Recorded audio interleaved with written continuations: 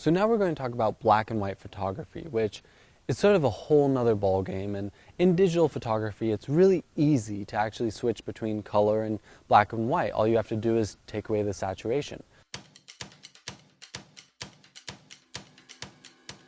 A lot of professional photographers and people you might have heard of like Ansel Adams have dedicated their lives to shooting in black and white. So there's no right or wrong reason of when to shoot black and white photography. The main reason I got into it is because I was shooting film, and it's a lot easier to do the darkroom process with black and white film than it is color.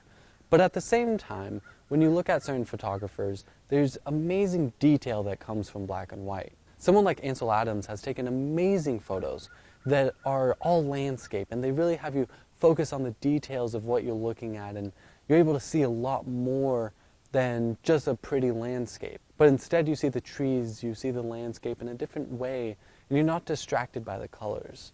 At the same time, portrait photography is one of my favorite times to use black and white because you're not focused on what the person's wearing, you're not focused on the background colors, you're focused on the person. And really everything falls into the same world. It's all black and white.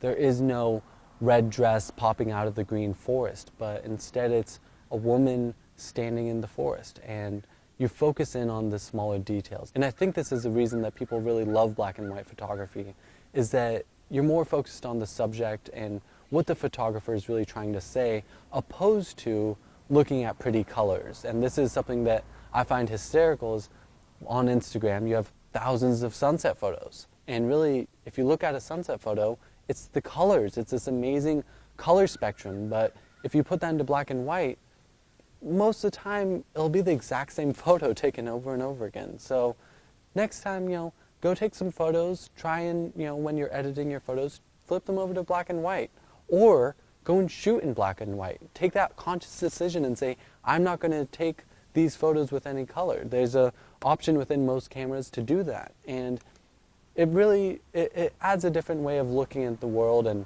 it's no longer about the colors, but it's instead about the objects and the subject that's in your frame. So go out and practice black and white photography.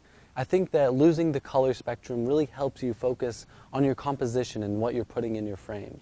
Some of my favorite photographers have taken amazing portraits, amazing landscapes, all in black and white, and it's a great way to look at the world and adds another dimension to your photography. Practice, see what black and white photography does for you. Some love it, some hate it.